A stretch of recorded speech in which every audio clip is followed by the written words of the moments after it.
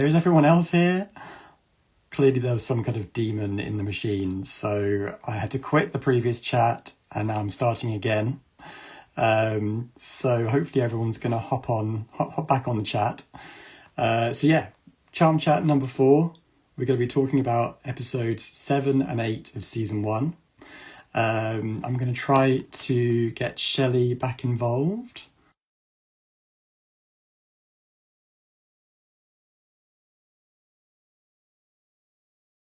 Our 4th chat about season 1 of Charmed, which means that we are a quarter of the way through our rewatch of season 1, which is very exciting. Joshi! Hello, you're back. Oh, I don't know what happened there. I know I'm back like a demon. Back from the dead. Oh, yeah, it's like it just completely, you disappeared. And I was like, oh, where did you go? It's probably my terrible internet. Oh, I bless apologise. It does this sometimes. It's like mine. Yeah, Nightmare. we'll keep trying. We'll keep trying. Yeah. Yeah, we'll keep If at it, it, just like a yeah. witch with a broom. We'll keep sweeping. Oh, but I think I was saying, like, I've been trying to resist talking to you about these next episodes since I've watched them, and because I've been like, no, save it's it so for the difficult. chat. Yeah, save it for the live chat. Yeah. So for those joining us, every month, me and Chelley are chatting about Charmed from the very beginning. We're rewatching the entire show. Charmed, if you don't know, is the 90s TV series that ran from 1998 until 2006, and it follows 3 sister witches, Prue, Piper and Phoebe, who juggle their everyday lives with saving innocents from meddlesome demons. So last month, we chatted about episodes 5 and 6, which weren't the best, I have to say. We ripped them off like a survived. plaster and got them out of the way. We got through them. Yeah. But if you want to watch us chatting about those episodes, you can go onto either of our profiles and our videos are there. This month, we're chatting about episode 7 and 8, which I mentioned at the top. And we'll be breaking down each episode into different categories, including Demon of the Week, Love is Pain, which is all about the romantic happenings in the episode, and Sign of the Times, because this is a show from the 90s. And so there are probably a few things in there that if you are not a millennial, you might be a bit confused. That's so true. Yeah. Magic 8 Ball? Exactly. What's that? Yeah. What do you want, a slinky? Oh dear. So if you want to get involved, please just drop us a chat in the comments and drop us a chat in the comments. Drop us a comment in the comments, and we will chat about whatever you have to say. I'm sorry. I've had my allergy medication, so if I seem a bit bless loopy, you, Josh. it's because of that. Yeah, it's suddenly the pollen has gone very high over here. We've had some lovely weather this weekend, but yeah, my eyes are a bit itchy starting. Yeah. Oh dear. Oh, it's a nightmare. But lovely to be able to hide away from all of that and watch Charmed. Yeah, definitely. Yeah. So should we get stuck into episode 7? Yeah, so the 4th sister? The 4th sister, yeah. So this is not Rose McGowan. Paige Matthews doesn't arrive for a while, so this is a different 4th sister. It was an awesome 4th sister as well. I was like, oh, what's gonna happen? So I'll give you a little plot synopsis, just as like a little brain refresher. A troubled young woman named Aviva, played by guest star Danielle Harris, has her eye on the Halliwell sisters and is on a mission to join their coven by any means necessary. However, she's unaware that Kali, the angelic being who appears in her bedroom mirror, is actually a demon who wants to destroy the Halliwells and snatch their powers. Meanwhile, Prue's attempts to have a date with Andy keep falling flat. They are repeatedly thwarted by witch activity. Poor old Andy. Oh no, bless him. And perhaps more amusingly for like long-term Charmed fans, Piper and Phoebe are battling for the affection of their handyman Leo. I mean, Leo. Yeah, Leo was looking good. He was looking very good. That paint splattered teal Oh, t-shirt, yeah. beautiful. Yeah. In fact, I Yeah. think I got distracted a couple of times and had to pause the, Oh, DVD player just in the right places because I just couldn't take it Chelley. anymore.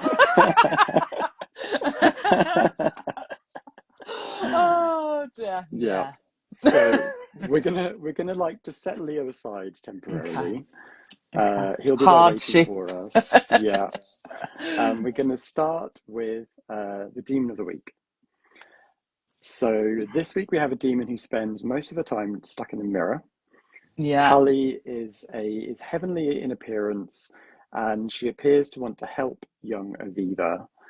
But whenever Aviva's head is turned, Cully transforms into her true self, a yellow-eyed monster surrounded in flame. Lots of staring. Yeah.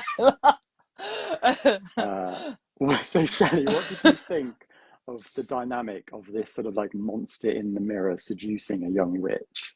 I actually liked it because obviously in Point Horror we have The Accident by Dan Ho, Oh and the yeah. way that mirror is shown on Charmed and the way it's described in that book, I was like, this must have been a thing in the 90s, the purpley Ah, plume around the edge. It must have been a huge thing. So I was like, I'm here for this because it feels nostalgic in a way.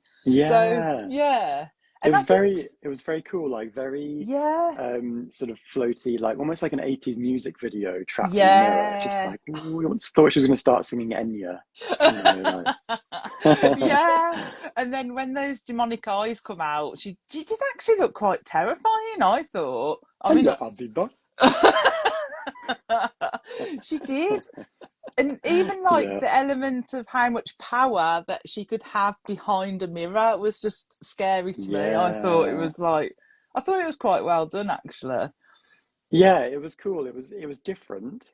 It was nice Yeah, to see. She was like a cool looking demon. I like that she had like a light yeah, side and a dark side. yeah. Um, and she definitely has a plan. Like you can tell that Mm, she's got an idea of what she wants to achieve. I kind yeah. of wish that we'd seen her first meeting of Eva because when the episode Oh, yeah. starts, Aviva's sort of like summoning Carly, and they've clearly had Mm. they've got a history, they've got a past relationship that's already established. Yeah, that would Um, have been cool, actually. yeah, because you get the sense that Aviva is sort of a troubled young woman. Mm, She's quite desperate for family and someone who understands her.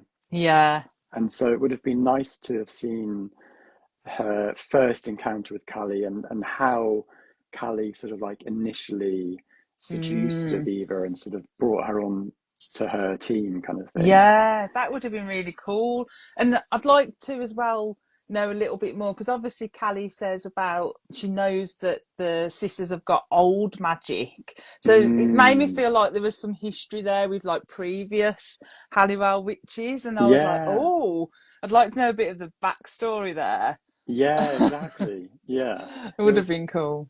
I suppose they fast forwarded it slightly because they just wanted to get the stuff where Yeah, Aviva is infiltrating the Halliwells and stuff. yeah, Um, yeah. but yeah, it would have been interesting just to sort of understand a bit more about exactly how Callie managed Mm, to get Aviva to sort of fall for her demonic yeah, wiles, you know. definitely. And Um, so I did look up Callie just to see what it meant because obviously mm, in Charmed we kind of know, um, some of these demons have a meaning. So I've written here, Callie is actually the name of the Hindu goddess of destruction and rebirth. And I was like, right. oh, Okay. Yeah, that yeah, totally matches. Like yeah, she doesn't appear to be Hindu in origin in the show, but she is mm, sort of like definitely looking to rebirth Yeah, herself through Aviva, isn't she? yeah, So definitely. yeah, Yeah. totally. And then you get that awesome scene towards the end as well, where obviously she's taken over Aviva, and then Yeah, obviously the Halliwell sisters get involved, and Aviva just falls out of the yeah. body of Chelley, and I was So like, that's cool. pretty cool. Very I really cool. like that. Yeah. So Aviva, like I kind of liked how Aviva uses her as almost sort of like somewhere between a therapist and like a coffee buddy. Yeah, Like she summons this sort of all-powerful being into her mirror, and then she's yeah. like, I talked to my mom today. She's like sharing as if they are buddies Yeah, having a cup of coffee. yeah, definitely. I like that as well. Yeah. Like they were besties. And how frustrating that must be for a demon who's just like, come on, can we just Just get hurry to up. the, yeah, just hurry up now. I know you've got angst, but I've who had enough hasn't? now. Yeah, I think at one point she just just go to the house. yeah, go to the house, Aviva. Just do it. Yes, just do it before I go all red again. Um, Oh. but so Aviva, she's sort of like teen angst personified. She's got a mum in Mm, rehab. Her aunt is clearly very busy with her day job as a nurse. yeah. Um, did you feel sorry for her? I did a little bit actually, and I think as well Danielle Harris played it really well. Just like I mean, I'm a big Danielle Harris fan anyway, but I just This think was she clearly played her it like so well. this is clearly her goth era because she had just played Yeah. Tosh in Urban Legend, where she's like Oh full goth. yeah, of course, yeah. So Yeah, she stuck with that look, but yeah, I did feel sorry for her, and Danielle Harris played it in a way that you would, even to the point when when the aunt does that really dramatic fall down the stairs, which did make me laugh, because he was really OTT, yeah, but I loved it. Even when the aunt is in the hospital, you get that sense that Aviva's like, she feels a bit guilty about it. She didn't want that to happen, but she can't yeah. process, I don't think, why that happened in a way. She doesn't Hmm. blame Chelley at all in my mind. She doesn't realise that. That's true. Yeah, she's just sort of she's so wrapped up in her own sort of angst and sort Mm, of feeling of not belonging. It's just like she just can't think clearly. yeah, yeah, Um, yeah, I liked her. I mean, she was a bit whiny, yeah. but I was quite surprised by just how progressive her attitude was towards her mum being Mm, in rehab. Because she doesn't say, yeah. she's an awful monster who, she's dead to me because she's in rehab, which Mm, was quite a 90s thing to sort of be like, yeah, that you was make a actually. joke out of rehab kind of thing. Yeah, But yeah, definitely. she said about her mum, she said she's sick and she has nothing to be ashamed of, which was Mm, very progressive for someone in the 90s, I yeah, think. yeah, definitely for the time. Yeah, 100%. exactly. Yeah. Yeah. And I So I like that actually. I like that they took that serious. exactly, yeah, Yeah. it's not something to demonize. It's actually Mm, quite a if you're going to rehab, you are looking to help yourself. yeah. Yeah, So definitely. yeah, I thought that was nice. Yeah, I like that. It's kind of weird that Aviva never came back, considering we had sort of 7.5 more years after this. Yeah, I'm so sad that she didn't actually, because I think she's an interesting character, played really well, and I think they could have used her more down the line, definitely. Yeah, It's a and it would have shame. been. I kind of imagine her in a similar way to Anne in Buffy and in Angel, Oh yeah, that because would when have you been. first meet Anne, she's very much like this sort of like angsty teenager who just wants to be a Mm, vampire because she thinks that's going to fix her life. And then yeah. you kind of pick up with that character throughout Angel mostly. Like I think she's even in the very last episode of Angel season 5. Oh, is she? Yeah, Yeah. like I think she's kind of getting out of town, or they're trying. Sort of like there's an apocalypse coming, obviously. So Mm, that was an interesting way of watching a character, like a yeah. supporting character, grow in the background Yeah. of a show. That would have been so cool as well. But I did read that it might be because Danielle Harris did say like that she had a bad experience because the girls were fighting Oh God, at that point. But already in season one. yeah, well, I read. Now you can't always believe what you read, but I read that she said when she was asked about it, she said it was a bad experience working on the show, and that the three lead actresses fought constantly. I'm not sure No, at that point that they would be, but no. she said I wouldn't have been a regular on the show even if they offered me £100,000 per episode. Oh, Danielle. I know. I don't believe that. I read it and I was No, like, I don't think she'd say that. no, because Definitely not. if you listen to sort of like the more recent interviews that Shannon Doherty gave before she Mm, died, she said that the whole of season one was just bliss for the yeah, three lead actors, and they loved each exactly. other. And then it Yeah. was only sort of more into season three when Julian McMahon comes in that it all started to go a little Mm, bit wrong. yeah. So I'm Um, not sure. I saw that and I thought, I'm not sure. yeah, Maybe the question was phrased differently to her, and then yeah, you know maybe. how these things happen. Yeah. I'm just going to catch up on a few comments because people are leaving some lovely comments in here. So Sharon said that the goddess Kali is terrifying with many limbs. So that must be the Hindu goddess that Oh, they drew right. inspiration Yeah. from. Oh, wow. Um, Stargazer says her life might be a shambles, but she's got a great car. That's true. Yeah. Hasn't That's she got so like an true. open top car that she parks outside school? Oh, Aviva. Oh, that's so Maybe it's true. maybe it's her aunt's and she's pinched it for the day. CL Ingram says, I did feel sorry for Aviva. She was looking for guidance and connection and family. Yeah, Yeah, it's kind of sad. yeah, definitely. Sharon says also how neat was her writing in the diary. Oh, so neat. Very neat. But then I Yeah. feel like in the 90s, my writing was neat. When I was writing Right. in my little diary, I'd make sure I'd do it so carefully and slowly, Yeah. Yeah. Now I'm just like, Now it's right, as quick as impossible to even anything. hold a pen. I've forgotten how to Yeah, do it. that's it. Yeah. Okay, so let's move on to Love is Pain. Oh, And Leo is back. And as we've mentioned, he looks very good in a paint splattered teal t-shirt. yes, he does. So he was introduced, I think it was episode 3, quite a while back. Yeah, I think it was episode 3. Just a brief. Yeah, This oh is the yeah, handyman, wasn't it? I think it wasn't a big was. part. Yeah, No, it was like a literally couple of minutes. Oh, this is the handyman. He's going to be doing some work on the house. And exactly. then we didn't And see him again. and now he is back doing work on the house. Yeah. He's fixing up the manor, and Piper and Phoebe are fighting over him.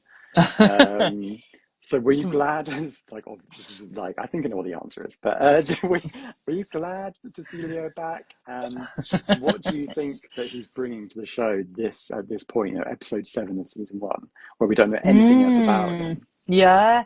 So yes, I'm very glad that he's back. Wonder why. Um, and I think I saw in the comments a bit further up, either Trina or CL Ingram said that it was weird seeing Phoebe flirt with him. Yeah, It was very, very bizarre. Like even when Phoebe comes down in that really low cut top. I mean, she yeah, looked hot. Don't get me wrong, but I was like, whoa! But he didn't really like seem to flinch about it, which I kind of no, loved. Um, so yeah, at this point, I feel like he's bringing. I like that bit of competition between Piper and Phoebe because you've seen them getting on pretty well for now. yeah. Um, but I can't quite put my finger on it. He's definitely bringing something. Quite a But smile, very charming yeah, smile. but I think it's just like it gives you that break from what's going on in the storylines we already knew. It kind of gives you that little break and takes you out of it a little bit, but in a good way. Does that make sense? I Yeah, don't know whether yeah, that makes sense, but yeah. yeah. I think for me, at this point, it's really nice to see somebody who has like a lightness about them. Like a lot of the guys in the Yeah. show have a real darkness, and Yeah. you've got Andy, who is like such a um, angsty kind of detective, and he lives very much in Mm, the darkness of Charmed. yeah. Um, and then you get Leo, who really is just like so sweet Yeah.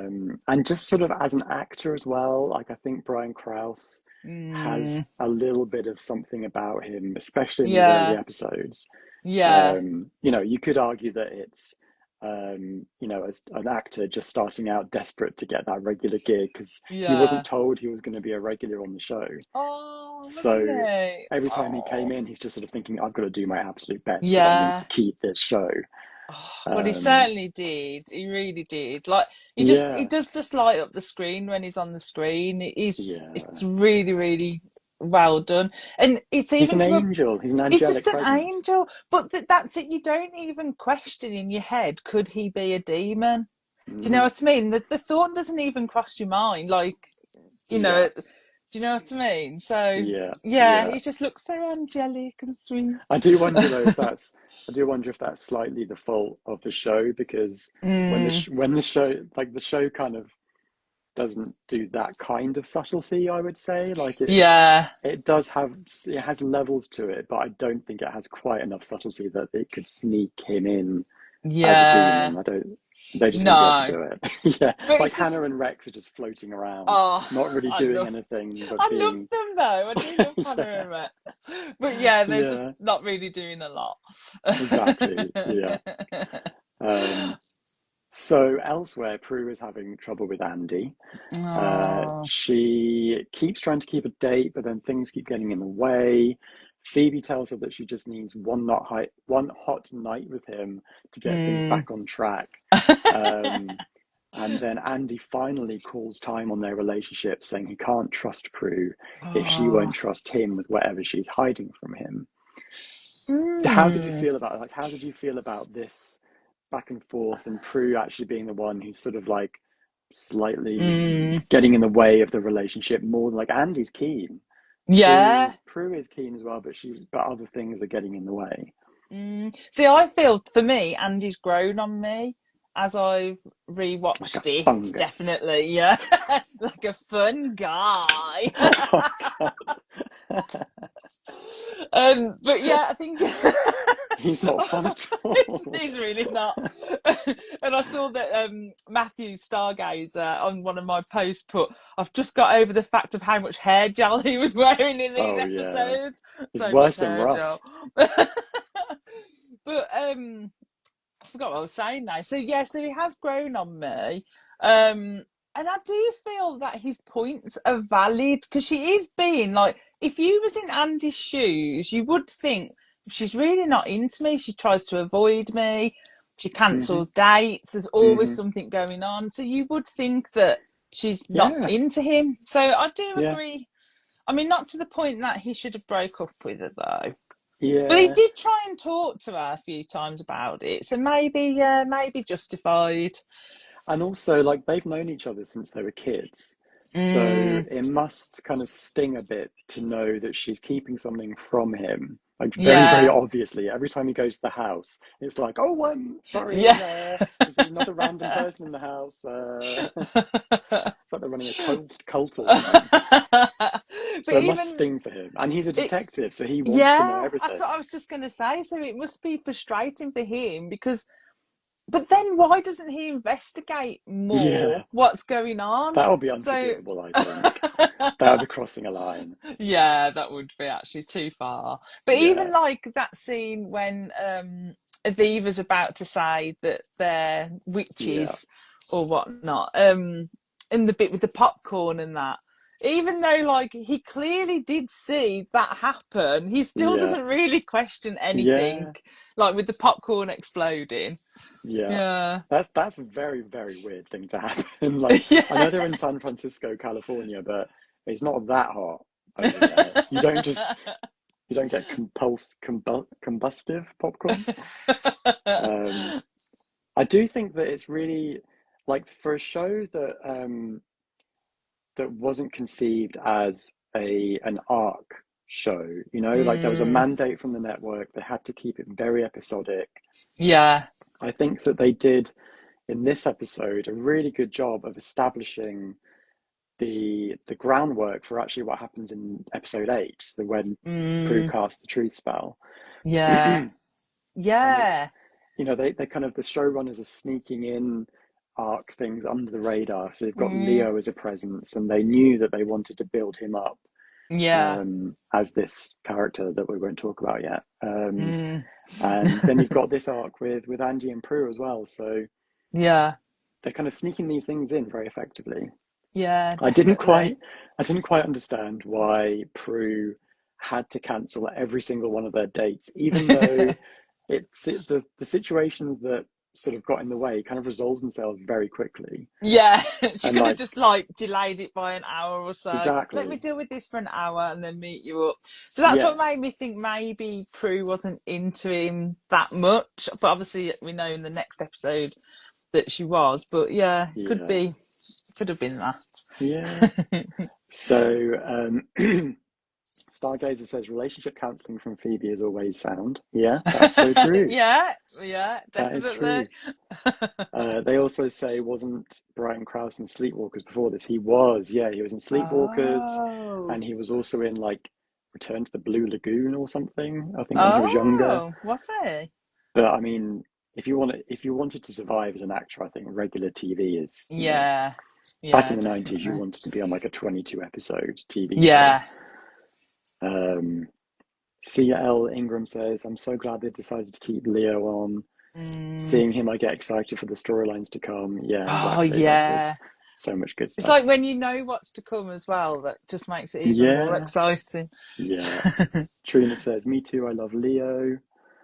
And Trina also felt bad for Andy. I think she's brushed him off so much. Yeah, totally. Yeah. I mean, you'd get to that point, you'd just be like, no, can't deal with it anymore. She's not into me. Kirsty says, I think Leo also brings with him the need for them to continue to hide their witchiness even in their own home.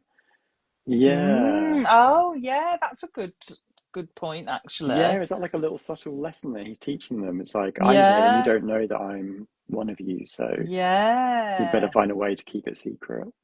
Yeah, I like that. Yeah. Never thought about that. Yeah. I mean, Stargazer says they use Leo to distract from the fact that they were building in an arc. Yeah, totally. Yeah. Yeah, definitely. 100%. There's actually a couple, like you've got the Hannah and Lex arc as well going on. So there's these little sort of like subtle things that are happening that they clearly hope the network wouldn't notice. Yeah. Yeah, I like that. But then it gives the show longevity, is that the right word? Yeah, exactly. It puts that there so that when they're like pitching for season 2 or season 3, they're like, well, actually, you know, we've developed this character arc and you've not noticed, and we can develop it more and move this way. So it's quite clever in a way, really. Yeah, exactly. So the sister bond this episode is very much about Piper and Phoebe's love rivalry.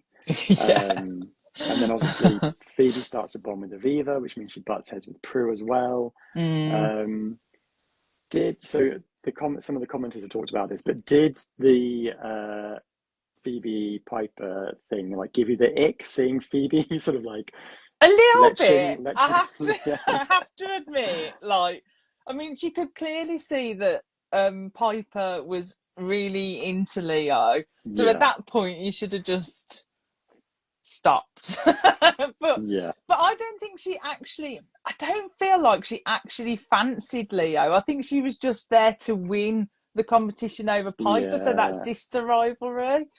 Exactly. And just when she says that, I think she says to Leo, Piper likes to be everyone's mom, and I'm like, that's just like to think Piper. Of her as your mom, I do. Yeah, to Piper, that's such a hurtful comment, especially when she's, you know, trying to get someone to fall in love with her and things like that. But I do want Piper to make me snacks, because that cinnamon bun, oh my or whatever it was, looked amazing. Insane. I know, and you just know that is fresh from her baking tray or whatever. Just want her to cook for me and I know. Be my mom. I know, come on, Piper. That's what I want. Such a mom. I do love the lies that they tell Leo about each other, because they're quite extreme. Oh, yeah. Like, so Piper tells Leo that Phoebe's gone to her gay and lesbian group. Yes. And then Phoebe tells Leo that Piper is on pills or something. Wasn't she? What did she say? Yeah. Doesn't she say she's Oh, she on had a shrink. medication or something? Yeah, something like that. Numerous shrinks. So it's quite harsh. Harsh Yeah. sibling rivalry. But Yeah. it's really interesting seeing it between Piper and Phoebe and Prue being out of the loop on it a little bit, rather because it's always, Yeah. aimed towards Prue, or Prue is aiming it towards them, but it's between those two that have built the bond up in the last few episodes. Yeah. And I found But that quite did you interesting. notice that it's kind of Prue who actually flags this behavior as classic Phoebe? So Yeah. at the very beginning of the episode, she says that Phoebe is basically a boyfriend thief. Piper Yeah. talks about Billy Wilson from eighth grade, who Phoebe kissed at homecoming. Oh Um, yeah. so Prue sort of like dangles this sort of like truth bomb Mm. over them, which I guess gives them permission to just like fight it. To just like go for it. Yes. Yeah. But Yeah. like in a kind of way though, like even though they're doing this to each other, it's still like, I know it's nasty, but it's not nasty No, nasty. exactly. So you can still feel the love behind it in a kind of way, that it's just this like little competition that Yeah. they're And having they between them, which is a bit of fun for them.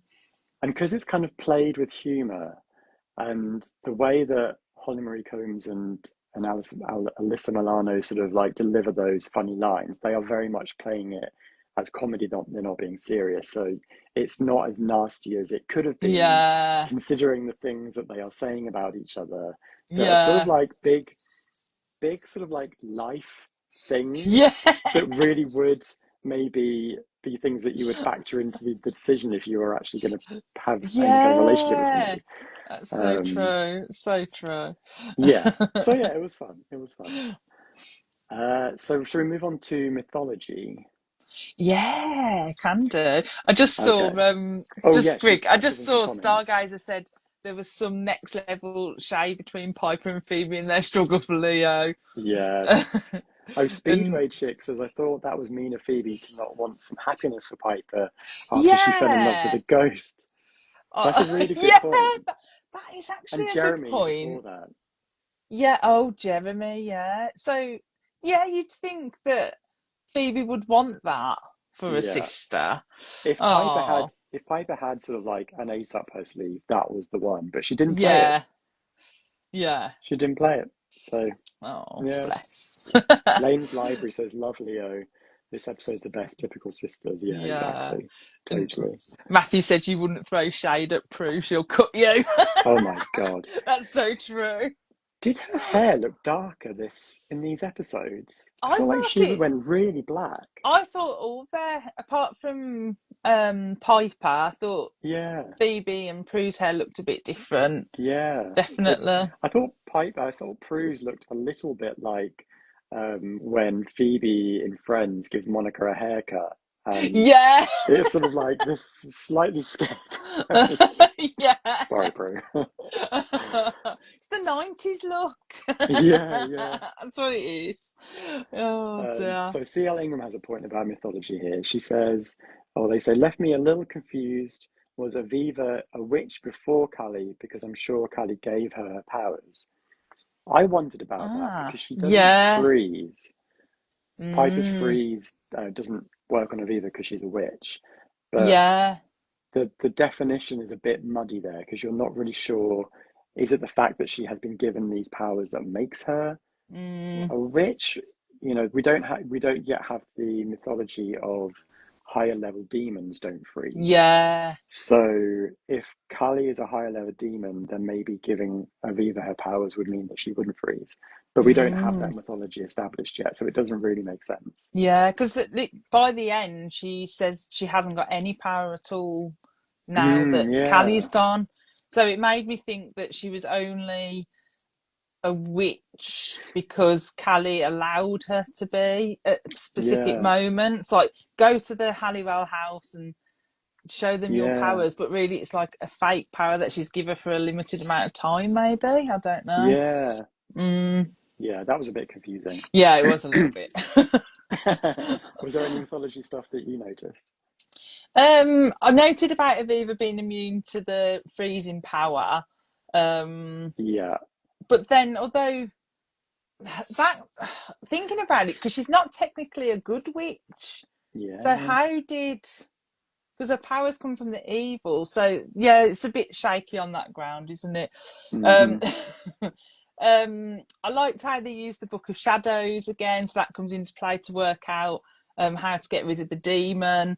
And just more about the old magic. So it re-emphasizes how old the Halliwell magic is. Yeah. And I kind of like that. And as I said before, I'd like to explore that more, like how far back it goes and why these demons know about it. Do you know what I mean? Yeah, totally. Yeah. Yeah. How about you? I didn't notice anything in terms of sort of like powers in the world, but I did note that Piper is taking Leo to a war movie, which Oh, he would yeah. definitely be interested in, given what we find out about him down the line. Yeah, didn't I clock wonder if that. that may have been just like a little hint at his past, maybe. I don't know how much the Yeah. writers actually had established that Or within their writers' maybe, room. yeah, or maybe they just put that into play. Yeah, Yeah, I'd love to know the answer to that, whether they did do these things intentionally or not. yeah, yeah. And also like a war movie in 1998. So that would have been like Saving Private Ryan, Or probably. Pearl Harbor, when was that? Can't remember when that Maybe was. something like Yeah, that. It'll be one of those, won't it? yeah. It wouldn't be too late for Schindler's List. Yeah. Um, oh, and also the only other thing was that Aunt Jackie is played by Rebecca Balding, and she comes back. Oh. She does come back, but she plays a different character. She comes back in Oh, that's season good. 4. Yeah, Yeah. Oh, okay. she comes back as a regular character in season Good 4. spot. Because when she turned up later on, I was like, why does she seem so familiar? Yeah. It's Aunt Jackie. Ah. Yeah, Jackie. Yeah. I was just gonna do the same. And I was like, hold it in, Chelley, hold Don't it in. do it. Yeah, Yeah, yeah, Jackie. Jackie. Have you seen the Oh, French and Saunders sketch of Jackie? yeah. So funny. Yeah, Jackie. Yeah, Jackie. Oh dear. And if anyone's watching this and don't know what we're on about, just look up Big Brother, I don't know, Yeah, whenever, Celebrity celebrity. Big Just put Brother. Big Brother, yeah, Jackie, and something Jack. will come up. Oh my God, Jackie. Yeah, Yeah. Jackie. Oh dear, classic. Sylvester Stallone's psychic mother. Yeah.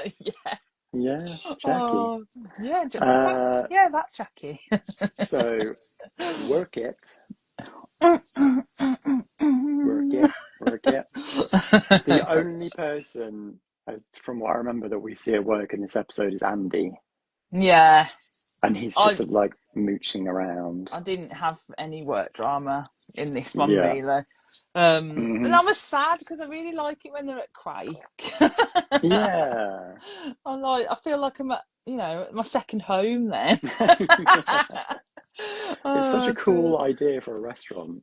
Yeah, so cool. And I So, just so love that cool. broken sign. It's just great. Yeah. Oh, brilliant.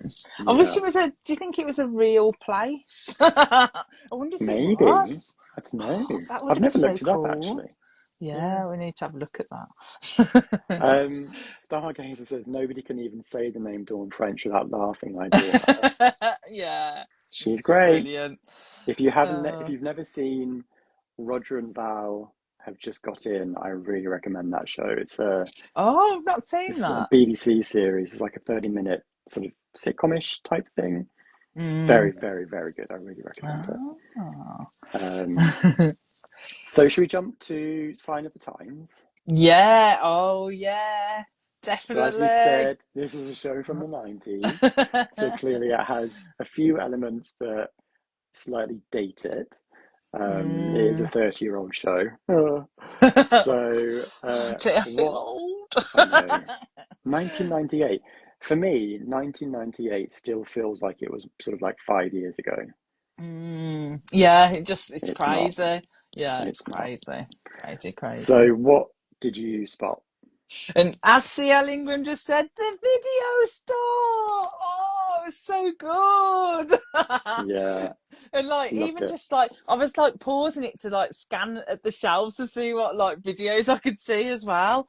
And Yeah, like, even to the point of that they couldn't decide, so someone comes up to help you and recommend you. It was just yeah, like, oh, I loved it. Oh, it was yeah. brilliant. I loved the clerks saying that they have like choice paralysis, which we still have, Yeah. but now we have it Oh, with streaming, and it's yeah. worse. It's worse.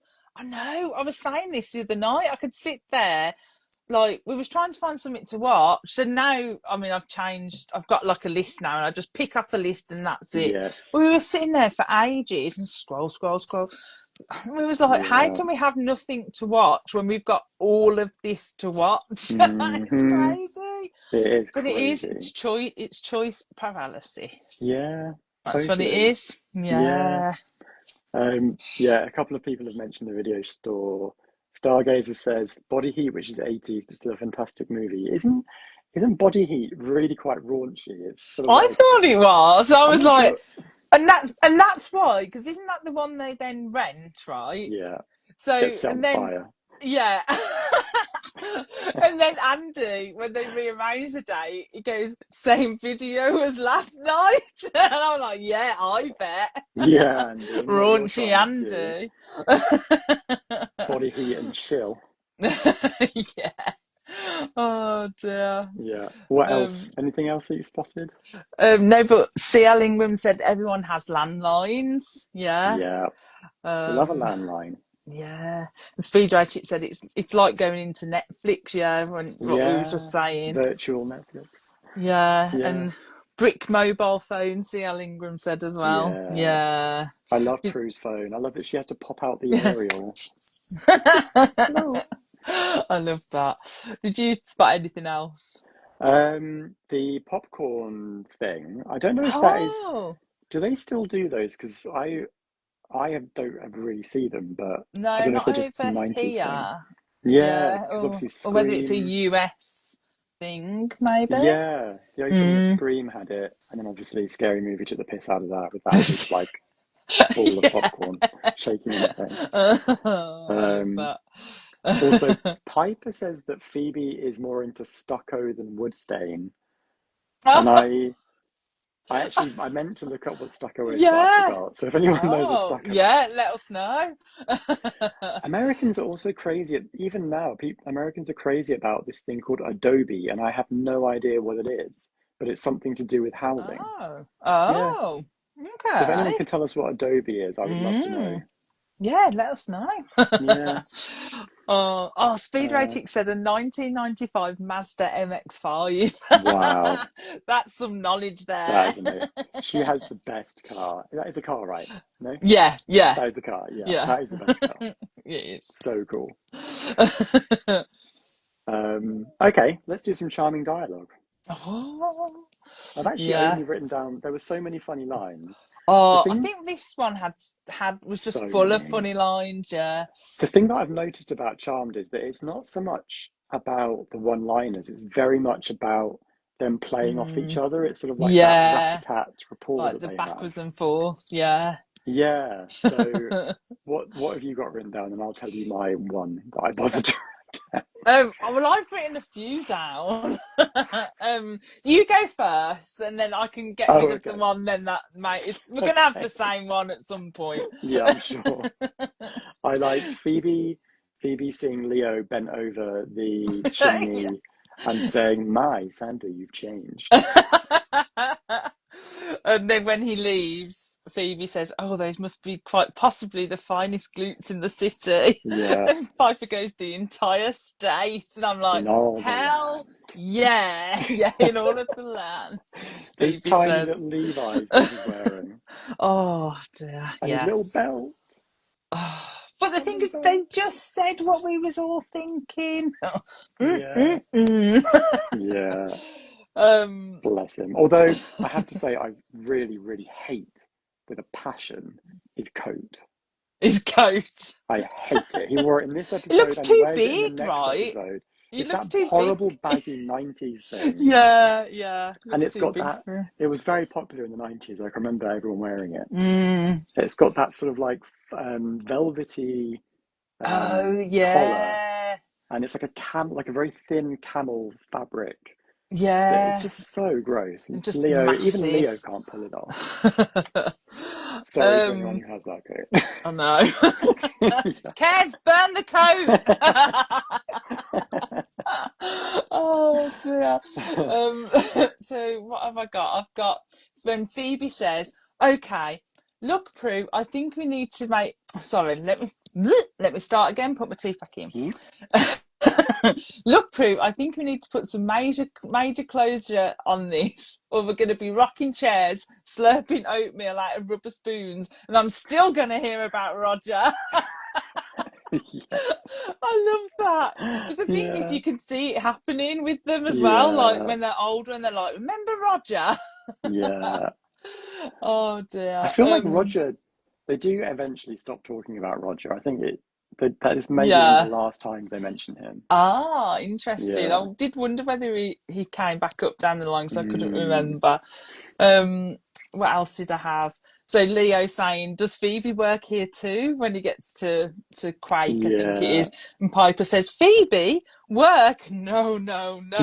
She's probably at a gay and lesbian group meeting right now." I just love that.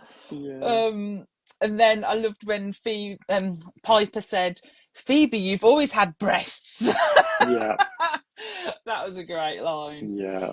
And then also I have got a line written down by Aviva, which I thought was quite profound. And I was like, So when she says, "I like mirrors, they never lie to you. They always tell you the truth, whether you like it or not." And I thought, that's so true. And just quite, for her age as well, to say something like that, I just thought, gave me a little shiver, actually, down my spine.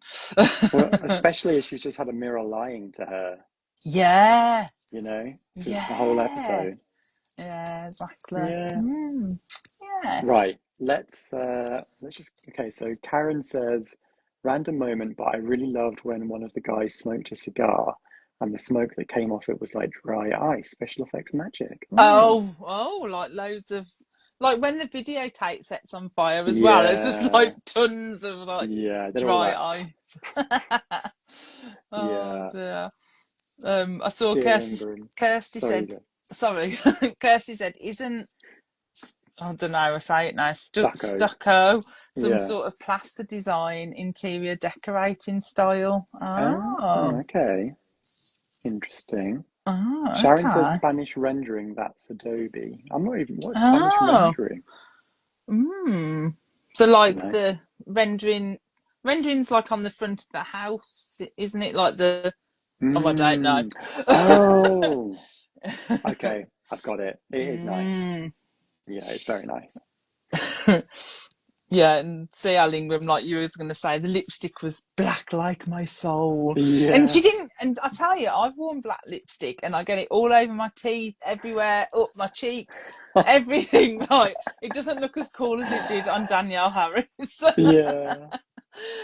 You need like a makeup team to keep mopping up the black. Yeah, it's like she put it on at one point and I was like, "Girl, that's going to get all over your teeth." And she was just like, and it looks so cool. She's perfect. So let's finish off with Sister of the Week. Who for you? Which one? I picked Piper for this one. Interesting. I feel that despite everything going on, she still keeps very level-headed. So she doesn't, even with the competition with Phoebe that's going on, she's still, I know she does a few little snipes, but she still stays that calming, level-headed sister. In comparison to what we'll probably discuss in the next episode, where there's more emotion, she keeps it very the same, and that's why I thought I'd give a sister of the episode on this one. That's nice. How about you? She's a good egg, that Piper. Yeah, she is. And basically I just want that cinnamon bun. He'll say anything. Yeah. As long as she cooks for me. I think Phoebe, because she tries to help Aviva, she empathizes with her, even though she, Prue takes against her immediately. And I kind of realized that, like, at this point in the show, we're 7 episodes in, and this continues into episode 8 as well. Phoebe is the one who's doing the lion's share of actually helping innocents. Yeah, that's so true. Actually, and it's almost like she doesn't have a job. She doesn't have a love interest. So she's the sister who seems to be, so she's the one who's helping the most innocents. Maybe it's because she was the one from the very beginning who was most enthusiastic about them discovering their witchcraft. You know, she was in search of direction, and the witchcraft has definitely given her that. Yeah. And isn't there a line where it's like a throwaway line? I think when they're talking about Aviva's power, and she was like, "Oh, her power's better than mine." So she doesn't value her power at the moment. She thinks it's not as good as the others, maybe. Yeah, she does. Yeah, as the show goes on, she's she not starts to complain about having the passive power. Yeah. She doesn't have an active power. Yeah. So she doesn't realise how important her power is at this point. Yeah. Yeah. I mean, to be honest, without her, there's no show really. Not just because she finds the Book of Shadows, but because she has the premonitions that actually lead them to innocence and, you know, help them save the day often. So warn them about danger and stuff. Yeah, definitely. I also like that this was sort of a subtle way of giving us some insight into what Phoebe was like when she was a teenager, because we've heard about how she was very rebellious, and obviously she kissed all the boys and all this kind of stuff. And you know, so when we get to see her having that interplay with Aviva, where Phoebe is now actually the more level-headed person, and she is trying to help somebody who was kind of the way that she was as a teenager. Yeah, that's true. It's a nice way of showing who she was previously and who she is now. Yeah, so that growth that she's had. Yeah, like there's a kind of off-screen growth, but this is a good way of making it showing more. That. Yeah. And like we meet teen Phoebe in season 6, I want to say, or 7. Can't remember now. Oh yeah. And she does behave a lot like Aviva, i.e., she's very annoying and impulsive. So. Yeah. Which we expect nothing less from Phoebe, really. Yeah, exactly. Yeah. So Speedway Chick says it was Piper for me. Yeah. Stargazer thought Phoebe too. Yeah. Sia Ingram says since Phoebe flirting with Leo was a no, and Prue was too judgy of Aviva. Yeah, exactly. Because Sia Ingram said, "I agree, Piper." Yeah, definitely. Stargazer says Prue acted like a cat when another strange cat comes on its territory. She may as well have hissed at Aviva. Yeah, it's true. Yeah, she was very dismissive. Very. Given it's the first witch they've encountered. Yeah. And doesn't Phoebe say something about she's just as lonely as we are? So that's like another little insight into how Phoebe's feeling about them being the only ones. And it's kind of her job now. Yeah. Lane's Library liked Piper as well. Piper for me this episode. Speedway Chick says, can I just ask, Prue's boss is a demon. Does he know she's a witch? So that's been sort of like an arc that's been quietly bubbling away across the last 7 episodes, where we know that Rex, Prue's boss, is not a good guy, potentially a demon, and he definitely knows that she's a witch. But you know what though, Josh? I hate to say it. I know he like features in episode 8, but there's something a little bit sexy about him. Like he's just the way, like I don't know what it is, and I'm like hate myself. I'm like, no, you like Leo, Chelley, not Rex. Is it the accent? It can't be the accent. Is it the hair? Is it like the Hugh Grant kind of thing? I think it's just like that. It's like, you know, like in later episodes when Cole comes in and you kind of like, but all in a bad way. It's kind of like that, isn't it? Yeah. I don't know what it is. I can't put my finger on what it is, but When Be you like a pick, bad boy. yeah, oh, yeah. Yeah.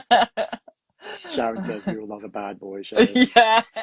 Oh dear. Oh Oh dear, I dear. know. Yeah. Uh, Um, Lane's Library says, I thought the same. I thought he was showing to be Prue's love interest in the beginning. Oh yeah, because they have a mm. meet cute in the elevator. Oh yeah, they do. I forgot about Yeah, where that. she kind of is ranting on the phone and he overhears her. Yeah. Um, so, should we do our Sia brooms out of Lingren said, five? "Oh, Oh, stop, Cole." oh yeah. Oh, Josh, we're gonna love them episodes. Good old Cole. Yeah, get ready. Oh no. So how many brooms out of five are you going to give this one? I gave it a 4 on this one. Ooh, 4. okay. Because I thought it had some great one-liners. I thought the Hmm. acting was good, even from the like Danielle Harris and Hmm. the lady in the mirror. I mean, anything was better than the guy who played the dream Yeah. person. And obviously, we got more Leo. Yeah. And that dramatic fall down the stairs by Aunt Jackie, just that was chef's kiss. But yeah, Yeah. 4 brooms for me. I Ah, liked this one. nice. Lots How of about four you? brooms here. Yeah. Stargazer, four brooms. Sharon, Sailing Room, all four Oh, brooms. yay. I'm going to say three brooms. Oh, okay. I love the sister stuff. The sister stuff is done Mm, really well. I like the fact that we get to meet another witch. Um, but I found Aviva quite confusing at times. I wasn't really sure. mm, Which is quite like clearly she was meant to be a character who was not really clear on what she was doing and how to get what she yeah, wanted, which I found quite frustrating. yeah. Um, and I didn't really think that the line between her potentially being good and evil Mm. was necessarily navigated as well as it could have been. Yeah, now we've talked about it, I agree on that. I didn't think about it at the time. I just took it for what it is. But now we've spoken about it, it's very not clear and a Because bit confusing. Prue immediately is like, she's evil, she's awful, I hate her, get rid of Mm, her. And then she reads Aviva's diary and she says, oh, she's not mm, evil, it's the demon who's evil. So she kind of has that that yeah, epiphany. But it doesn't, for me, it didn't quite work. yeah, yeah. Didn't quite get there. Oh, no, But that's yeah, fair. it's That's good. fair. It's a good go though. Yeah. Oh yeah, She Gathers book said 4 brooms as well. Oh, Yeah, okay. yeah, yeah, okay. Yeah. Oh, I'm glad everyone enjoyed it. Yeah. Yeah. All right, that's episode 7. Done and dusted. Now episode 8. I wonder how many Can you brooms tell I this one's like this one? getting. So, episode 8, it's called The Truth Is Out There and It Hurts. Oh, it did hurt. Oh, right in the old Oh. chest. Um, so, still upset after breaking up with Andy, Prue finds a way to tell him that she's a witch. She casts a truth spell which allows her to finally be honest with him, and he won't remember the conversation because the spell ends in 24 hours' time and everything Mm. will be erased from his memory. In the meantime, Piper juggles the unreasonable demands of her overbearing boss with her growing attraction to Leo, and Phoebe attempts to help a woman she saw dying in a premonition. Mm. Dum dum So, dum. let's start with Love is Pain this time because that's the Oh. overriding uh, Yeah. story going on here. It's a huge part of the episode. Prue and Andy's love affair is the main reason this episode Mm. kind of exists, I think. Yeah, I think so. Um, they're both pining for each other after the breakup.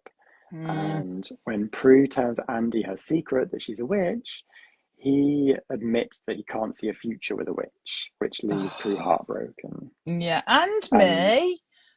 also Shelley. Yeah. Um,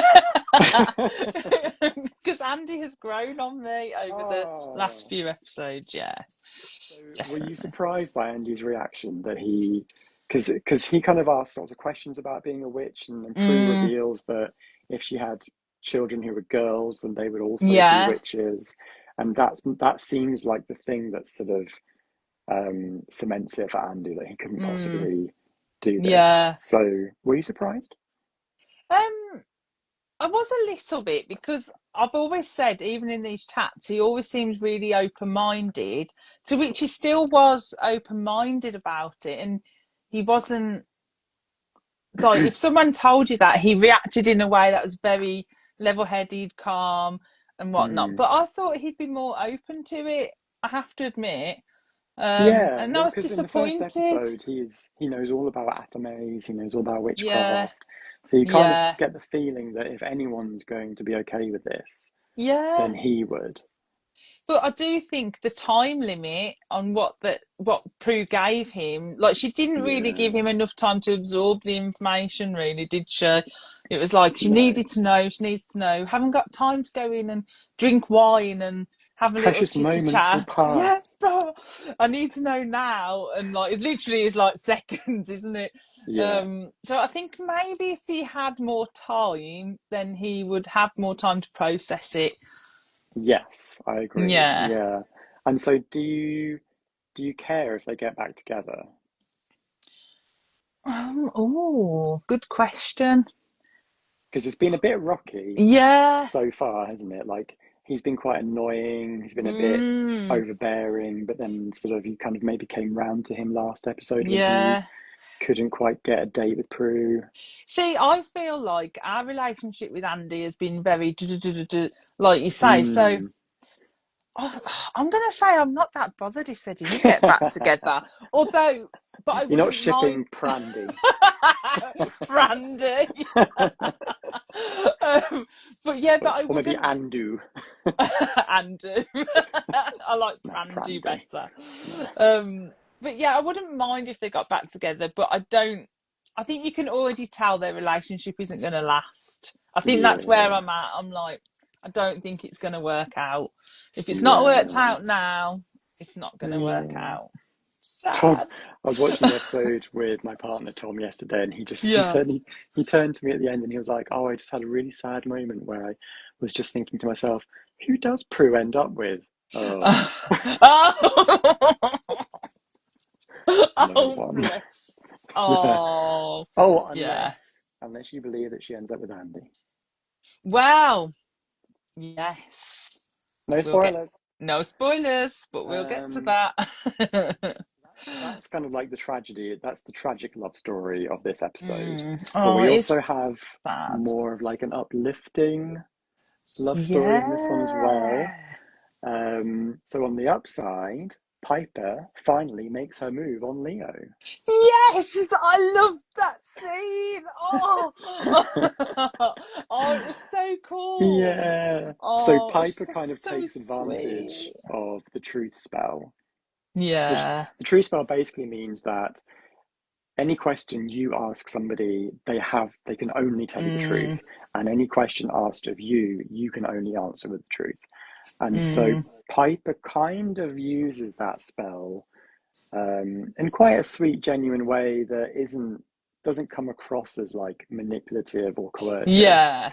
where she just sort of like says, "How do you feel about women who make the first Mm. move?" kind of thing, because she wants to know what the answer is. Oh, So so sweet. what do you think about them as a pairing, Chelley? Oh, I love them. I ship them, and oh yes.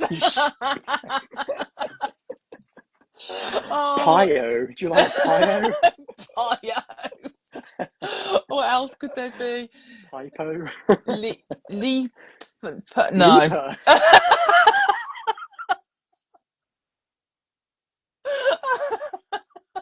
Dua Lipa Oh, yeah, in no, Charmed? yeah, but Yeah. I that whole scene, and then I think I even wrote it down. Like, he's like, so she kisses him, and then he's like, "How do you feel about guys making the second move?" And Oh, love oh, them. love them. Oh, but you at this point Yeah. you are just rooting for them, and it's amazing writing and amazing chemistry that they had to make you Hmm. root for them just in kind of the second episode of seeing them properly together. It's Um, crazy. and I think that's down to the chemistry that they had together as actors as Yeah. well.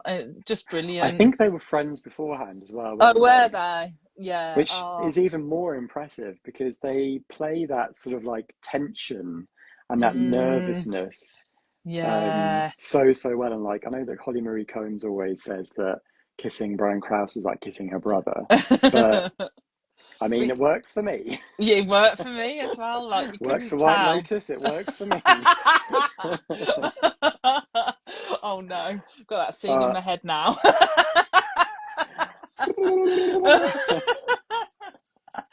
Oh, but yeah, so you like them together as well? I do. I love them. At this point, it's so sweet. Yeah. And it's they're just so lovely together. They're so sweet. And you don't get that sort of like that same angst that you get from Prue and Andy. It's a very different sort of chemistry, I guess, that those two have. And I think Prue and Andy had so much baggage. Yeah, sweet and tender, and just like, oh yeah, just brilliant. And like one of our lovely commenters said earlier, you've seen Piper be with a horrible demon and have this like tragic, like really quite upsetting tragic love story with a ghost. So when she actually meets Leo and he's this like sweet, seemingly normal guy who just likes her for herself, it's just like, oh, finally. Yeah, and at this point, you just completely love Piper anyway. So like, you just want happiness for her. She's so sweet, and her cinnamon buns. And her lovely cinnamon buns. Not a euphemism.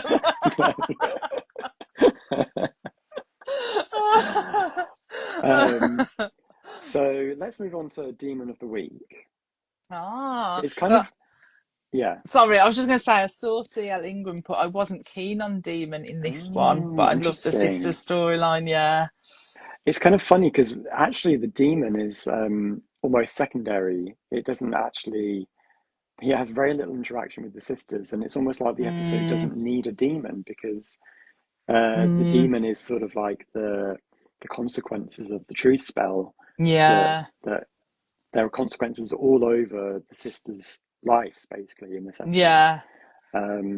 But, however, we do have this mysterious demon in a suit who is killing seemingly randomly while talking about a vaccine. And it soon becomes clear that he's a demon from the future who is attempting to stop the creation of a vaccine against demons or something. Against warlocks or something like that, isn't it? It's a bit tenuous. But so he's using his creepy third eye to laser people to death. So what did you think? Was he a good demon? Well, I do think he did play it quite creepy. Like, just the way his mouth is shaped and his teeth, like, and the way that he spoke. But until I found out his name was Gavin, like, it's like, oh, he's terrifying. What's his name? It's going to be something horrible. Gavin. And just disclaimer, if there's anyone called Gavin in the chat, I do apologise, because last week me and Cameron kept going Chad all the time, and there was a Chad in the chat, and we didn't realise. So that was fun. We love Gavins, but Gavins do not make scary demons, I don't think. But not Gavins with third eyes. No. There's an episode a bit later in season 1 where I think there's a demon called Nicholas, and the demon is like, call me Nicholas. Oh no. It's just, they really struggle with the names, bless him. I mean, to be fair, he didn't keep repeating his name or anything, but it just did kind of make me laugh. But I love how, I think Phoebe tells Tanya down the line that he's a demon, but he's actually a warlock, I'm taking it, because he wants to stop the vaccine against future warlocks. His motive... Were you intrigued by his story? Like, did you want to know what was going on? I kind of like that it's the first time we see, like, time travel. Yeah. Because obviously he's from the future. But, they could have come up with a bit of a better thing than a vaccine, I think. Like, it was meant to be like Terminator, but, like, the Z-list Terminator. Exactly.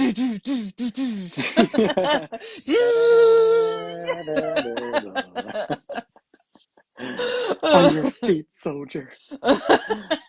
Yeah, it's how about you? What did you think of him? I quite liked. I'm a sucker for like a demon with a funny appendage. So I liked his Excuse third me. eye. I love a killer appendage.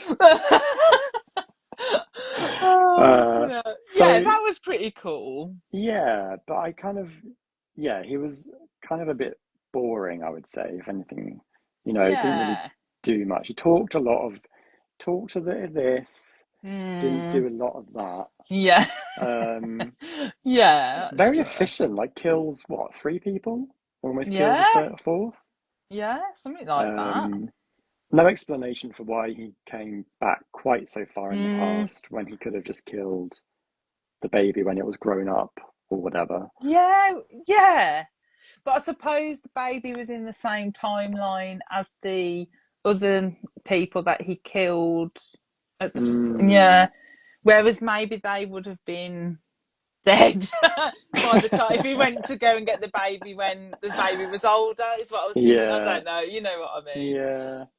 It was Yeah. kind of, yeah, it was sort of, it was a fun little idea for a demon. I liked the fact that Prue uses the truth spell to get the truth out of him. And Yes, I he's like love really that. like, oh, stop it, getting It's really like, annoyed about it. yeah, and I think the actor who plays him does that quite well, actually, when he's like, Yeah. no, no, no, Why why am is I this saying happening? this? Yeah, Yeah. exactly. Yeah. William says, is that William Stargazer? He says, Matthew, I think. Matthew Yeah. says, the demon also played Pascal in Pet Cemetery. I was happy to see him again. Oh, yeah. He's really Oh. creepy in Pet Cemetery. He's got like half his head missing, isn't he? Is that the original Pet Cemetery?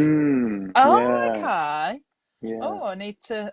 We've watched that for movie club, didn't we? I didn't Oh, notice he was the yeah. same I don't, person.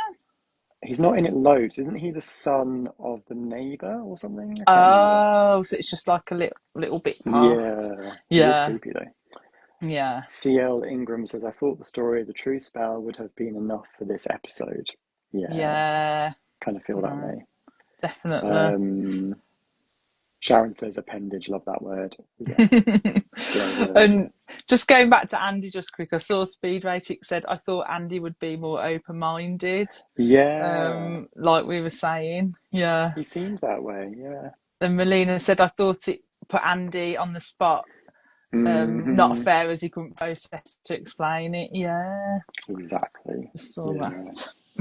Poor old Andy. See, they've Poor old somehow Andy. convinced us to actually care about Andy, which is Yeah. actually I'm the most impressive thing they've surprised. done, maybe. I am surprised because I'm sure on one of our chats in like episode 2, I was like, "Oh, I don't like that Andy." I I'm sure I know. said it. Yeah, Yeah, and yeah. he's grown on me. Yeah, It's definitely. funny, isn't it? Because like maybe it's because in episode two he was really quite keen even then, wasn't he? But then you Yeah, kind of start to feel a bit sorry for him because he's keen, and then you know that Prue does like him, yeah. but then things keep getting in the way. Mm. Yeah, bless him. Witchy things. Witchy things, witchy goings on. Right, so the sister bond this episode.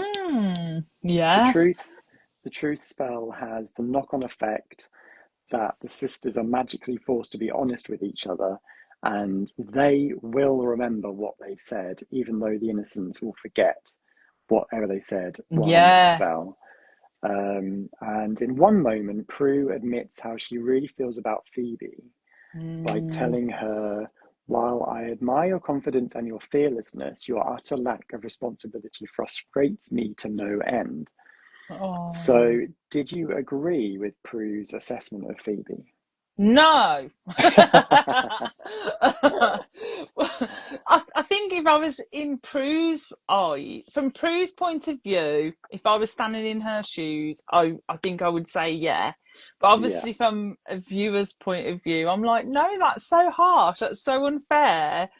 Um, yeah. to say to your sister as well, like, yeah, no, I didn't agree with that. Oh, Oh I kind no, of, yeah, I got a bit kind of feel the defensive same over way. Phoebe there. Well, I feel like Prue's maybe referring to a different younger version of her Yeah. sister.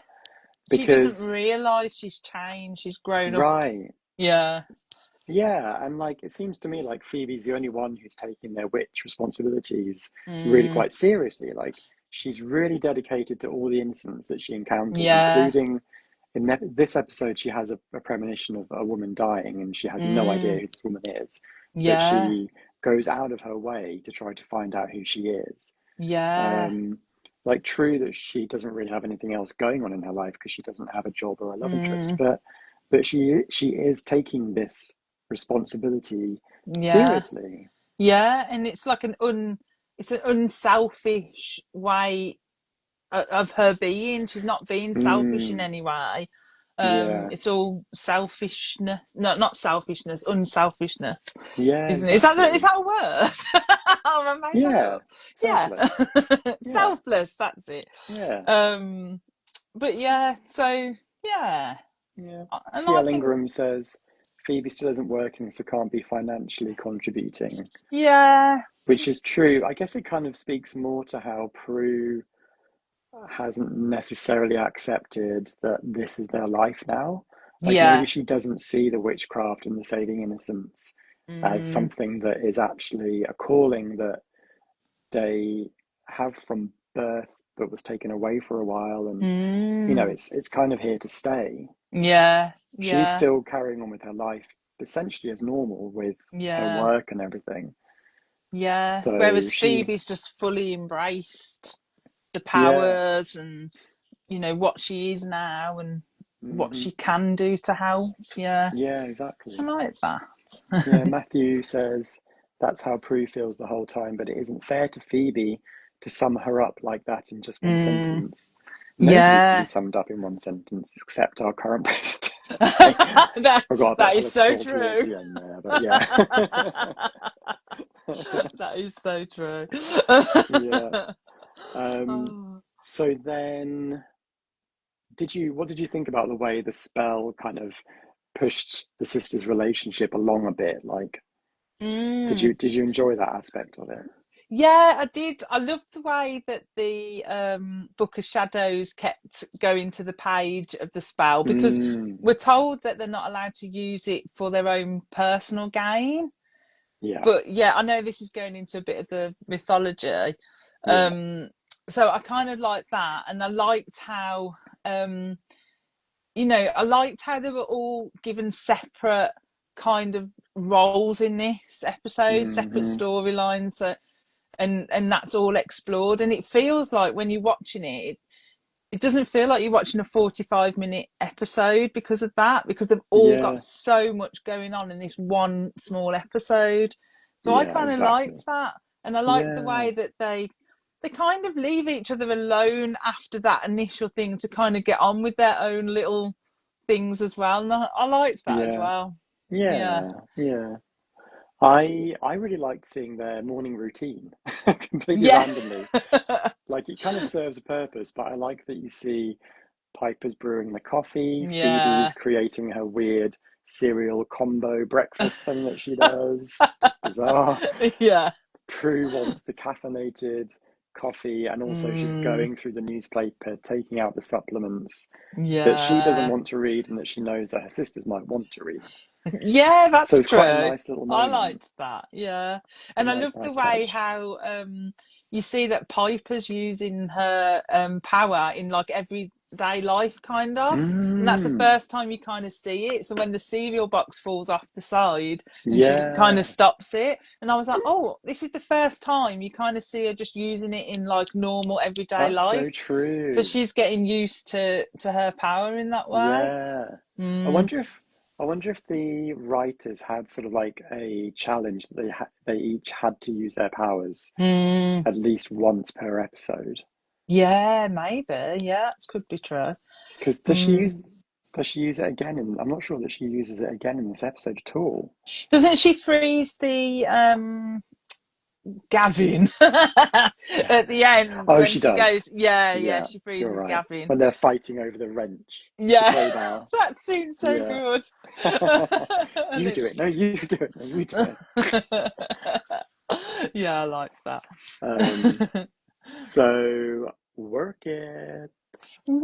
it. Oh, so much work drama. So Drama, much drama, work. drama. So Piper has to work a convention, having just worked 2 double shifts in a row. Her boss is an asshole who when she discovers through the truth spell that he knows who's taking advantage of her, she demands more staff and support. So did you like seeing Piper sort of actually take a stand against essentially a bully? Yeah, I did. I was like, yes, go Piper, because like, wouldn't we all like to like say those things like we need Yeah, more staff and have the balls to say stuff like that. So, yeah, and I love the fact that we actually see Martin, who has been gone for 3 yeah. weeks. Because, well, wasn't there an earlier episode where she was saying Chef Moore is out of the country Oh, or he's Chef gone back to Moore. France? But now suddenly Yeah. there's this Martin guy, and it's like, Oh, what? I just automatically presumed it was the same person, I was like, Yeah, oh, he is the culprit who left yeah, her to deal with that yeah, wedding. yeah, exactly. Yeah, but I really But as liked we that said, side. I think the wedding from hell was meant to be episode 3, Yeah, I think so, definitely. which is why I got confused. Yeah. Um, but yeah, I definitely like the way seeing that side of Piper because we've not really seen that before. Hmm. Um, just standing up for herself a little bit. I like that. Hmm. Yeah, it's nice to see she Mm. has that in her. She's Yeah. still a Halliwell.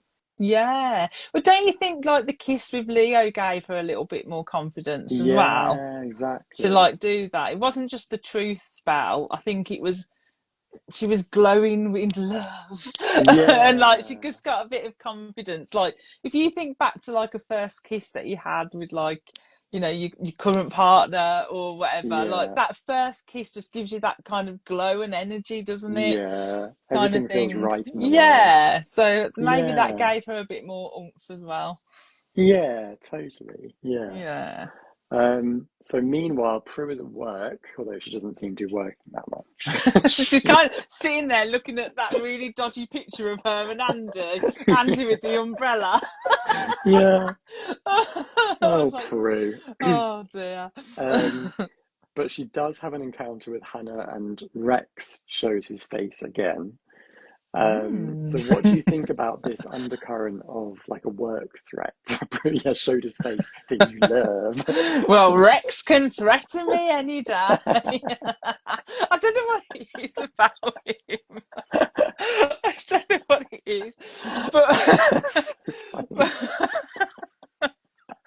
oh dear! I love the chemistry he has with it's Hannah, isn't it? I think Yeah, Hannah. I love Hannah. their chemistry.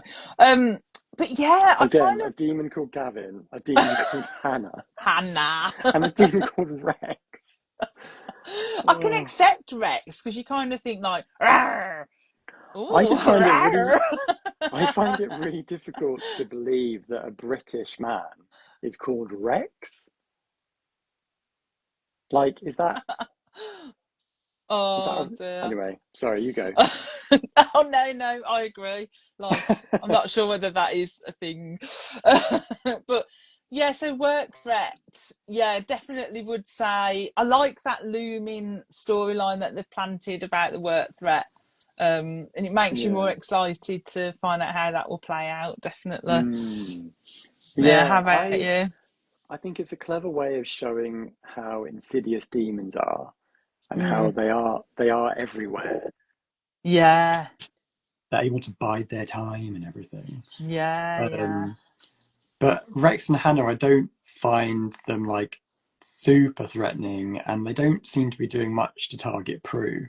So the more that they're Mm. just sort of like kicking around in the background, the less threatening they actually feel, I think. Oh, see, for me, I find them more threatening because you Oh, don't know what their purpose is and you don't know their reasoning.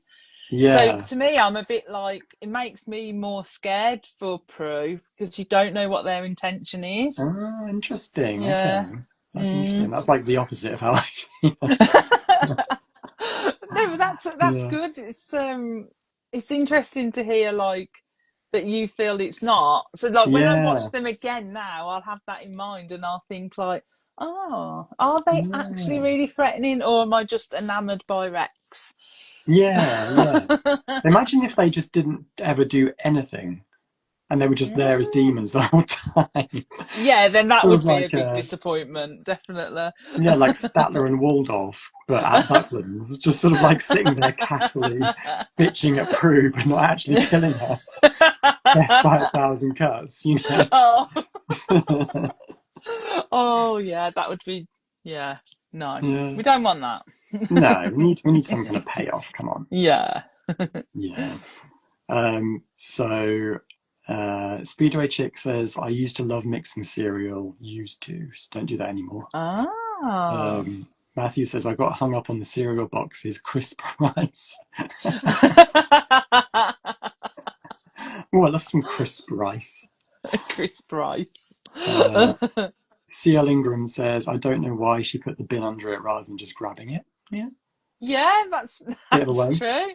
It might have just been another little dig at Phoebe, just like, you don't get that now. Yeah. Can't have that one. Yeah. Full box wasted for no reason. Sharon says, Prue eating dry turkey weird. Yeah, I was like, ugh. Yeah, it'd be a bit hard Have to something on it. yes, well, it'd be hard. So gross. I do like turkey, but not in dry bread on its own. No. Yes, right. So, shall we move on to mythology? Yeah. So we have. So Hannah reveals that it's her mission in life to destroy Prue. So we get that threat. We do. We don't know why. We assume they're just warlocks and they want their powers like everybody else does. Yeah. But it's kind of fun that the truth spell has her reveal that, but Prue doesn't see it as like a real threat to her life. Yeah. Which is nice. Yeah. She doesn't really even question it, does she? She's No. just like, yeah. But she's too wrapped up in what's going on with Andy. I think she's not thinking straight. No, she's lovesick. Yeah. Definitely. Yeah. You've already mentioned the book keeps opening. Yeah, I love that. I really like that element of seeing the book. Although the book seemed to change. You know, when Tanya was holding the book, that wasn't the proper Book of Shadows, right? No. I thought it was weird. Yeah. It was completely different paper and different type of illustration. Yeah. Very weird. Yeah. I gave her a fake one, they did. Yeah. Don't trust the innocent. And so, yeah, as we mentioned, Prue says that if she has kids who are girls, they'll be just like her because I think maybe it's in the very first episode where Phoebe says something about the women in the family are really powerful. Yeah. Because when Prue first says that in this episode, I was like, how does she know that? But they had established it in a roundabout way. Right at the beginning. Yeah, definitely. And then the thing that I noticed that isn't really mythology, but it's sort of like a continuity in the show that they do, which is the charmed fall, which is once you notice this, you'll never ever be able to not notice it because it happens all the time. Okay. So whenever a character falls to the ground, they always fall sideways, facing the camera, with their arm under their head. They always just go. That's how we all like to fall, that is. Yeah. It must be like a mandated stunt man thing.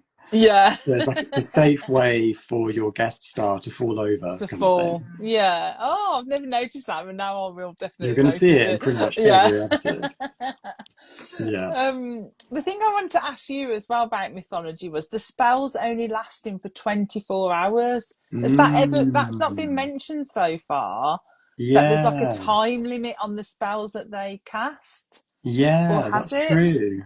I'd not noticed it before, and I was like, oh, the urgency, unless it was part of the spell. Right. That only lasts 24 hours on that particular spell. Yeah, and like the love spell in episode 5, they say until I decide it's over, it carries on. So they have to undo that one. But with this Yeah. one, there was a definite time limit on it. There was, yeah. Yeah, I can't think of future spells that only last for a set amount of time. I can't think off the top of my head, but yeah, we'll have to keep an eye out for like So I their just like took it that exit strategy maybe, of a spell. that maybe sometimes the spell sets the time limit for them. Is what I took it as. Yeah, totally. And then also I really liked how Phoebe saying that they can't always be the power of 3 when she sends Piper off to Prue. So that's the first time we kind of hear that the power of 3 is, strong, and that's what it has to be. But she kind of was like, no, can't always be the power of 3, and I That's like true. that. Yeah. The show's kind of playing around with what they can and can't do and how they do things. Yeah, Yeah, that's a definitely. really good point. Yeah. Yeah, I liked that. So Matthew says, if it's Hannah's mission to destroy Prue, she should have let her have that turkey no mayo sandwich and let her choke to death. That's so true. Good point. Yeah. The thing is, she has that sandwich every day, Prue. So Hannah would have seen her eat it and like no problem. Yeah, exactly. Just down in one. No Gobbling that turkey. Yeah. Oh, dear. Gobble, gobble. Gobble, gobble. Who are we? J-Lo and not that I've seen that film. So, sign of the times. Sorry, just really, really quick, Josh. There was a couple of times where the truth spell didn't work. So when the warlock asked Prue about Tanya, she says she doesn't remember, but they're still under the truth spell. So that was obviously a lie.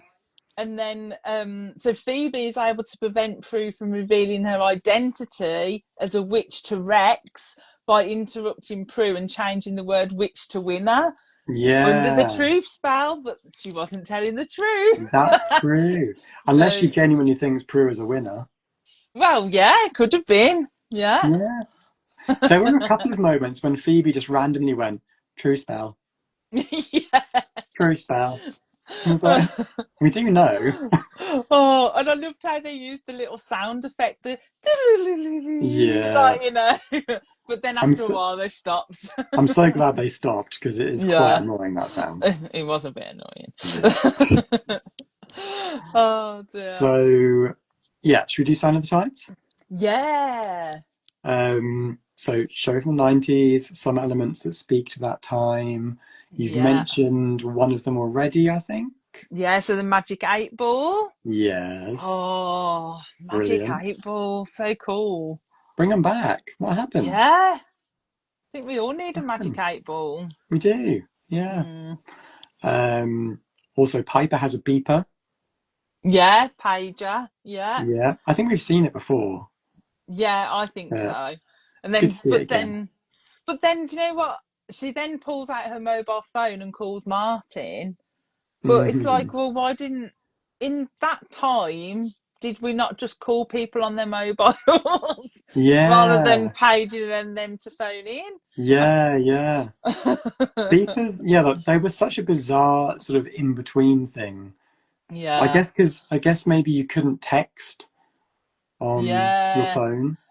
But yeah, you would think that he would just call her rather than beep her. Yeah. Oh dear. Very weird. And did you notice anything? I've got one more that I did notice. Oh, go on, you do yours. So, surfing the web. Yeah. I was like, I missed that term. Because you don't really, when we just say go on the internet now, it's like boring. Google so it. I think we should, just Google it. Now I think that we should all go back to saying, let's surf the web. Surfing the web. Woohoo! Sounds like really cool. I know. It sounds refreshing. Yeah. I love that she also says that she says, Prue, don't kill me when you see how big the phone bill is because I was on the internet all night. Yeah. It was so expensive to go on the internet. It really was. Like, You, connected to the phone. Oh, you were yeah. like charged by the minute, I think. So it was. Yeah. I think I've told the story before when I was a babysitter, and I got told off for going on their internet for the few hours that they were out for dinner. So the next time I went to babysit, they were like, "Can you please not go on the internet because it was really expensive last time we were babysitting." But you know what I was probably doing? I was probably going on Charmed Do we want to forums. know? Child forums. Oh, Charmed forums. What did you think I said? I don't know. I didn't hear it properly. Oh dear. Anyway, yeah, so Charmed forums. Oh, Yeah, okay, because yeah. I was obsessed with them. So I would have been on the Charmed forums, racking up their Oh, I phone bill love for them. that. And I love that you did it while you were babysitting as well. Like, Yeah. that's just so super cool, that is. Yeah, I know, right? Year 2000. Oh dear, it had to be Yeah. there. Yeah. So Matthew says Leo's carpenter pants everywhere in the 90s. Yeah. Sweaters and sweater sets on the women. Yeah. Yeah. Piper's twin set top and cardigan. That was Melina said that. Oh yeah, that looks so cool. Speedway chick, Phoebe borrowing Prue's laptop to go on the internet. Yeah. Like having a laptop in 1998 was huge. Yeah. I had like a PC that was this absolute monster. Yeah. Yeah, Like definitely. the monitor was sort of like the size of a microwave, you know? Yeah, it's huge. Yeah. Oh yeah, Karen said I really like the chat about how expensive it was to surf the web for a few hours a night. Yeah. And I used to get my nan complaining. My nan would say, "Oh, I was trying to phone you on Sunday, but I couldn't get on for hours." Oh yeah, because I was on the noticed internet. that. Yeah. Oh Yeah. gosh. I like how Sharon says doing the books manually and not on an accounting app. Yeah. Oh, gosh. Probably better for you to do it pen and paper than on the screen for hours. Yeah. I always remember one of my first office jobs that I got when I finished college. Like we had like these massive books we used to have to carry around because I was trying to go into accounting at the time. But then I went into something different in the end. But we had to carry all these books and like write all in the columns and all this. Oh, dear, the memories. Oh, memories. That was when my writing was neat. Yeah, exactly. Oh, dear. Aye, aye, aye. Should we do some charming dialogue? Yeah. Yay. Do you want to go first? Yeah, okay. So Okay. I've got what a way to come out of the broom closet. Yes, I love that one. I love that one. That was brilliant. So good. Oh, and then I did have another one. But you go with yours in case it's the same. Because we tend to pick the same. Okay. I loved it when Phoebe said, Piper, we both know the only reason I like Leo is because you do. Yeah, I like that That one. was the first sign that something was going wrong with the true spell. Yeah, definitely. And then Piper doing her, how do you feel about women who make the first move, which we've already mentioned. Yeah. Yeah. And then, so good. And then I also had Piper saying, you cast a truth spell? And then Prue saying, yes, look, please, no more questions. Yeah. And then eventually, after, when they get to the bottom, Prue goes, oh, look who's talking, little Miss Spell of the Week. Yes. I think that's towards Phoebe, isn't it? It's so funny. But I feel like Phoebe hasn't cast that many spells. No, I don't think so. Yeah, that was a bit mean. C.L. Ingram says the comment about the zit as well. Oh, yeah. Yes. Oh, see that thing from space. Karen says, I remember going to Edinburgh University when I was 15 and they had free internet. So I spent 8 straight hours chatting in all the 90s chat rooms, thinking it was the coolest. Yes. Oh, that's so cool. Yeah, Phoebe says chat room saved my life. Like, chat rooms were great back in the day. Yeah. Oh, yeah. They were good. And like, you know, when you went on AOL as well, and you used to go, welcome to AOL. And then you used to get like the little door slam when like someone left the chat. You'd be be like chatting away, thinking of something to say.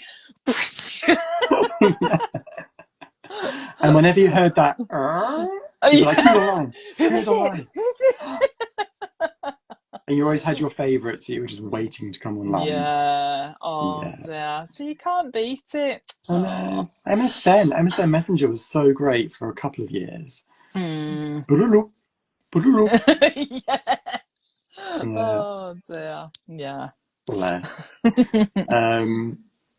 Right. Sister of the Week. Oh, yeah. So Go on, for me, Prue, 100% Prue, because I feel Shannon Doherty played this episode just chef's kiss. It really came through, like how good of an actress she is, the emotion she puts into it. And it came across as well to me, like the passion that she had for Charmed just in this episode. Like she really loved her character.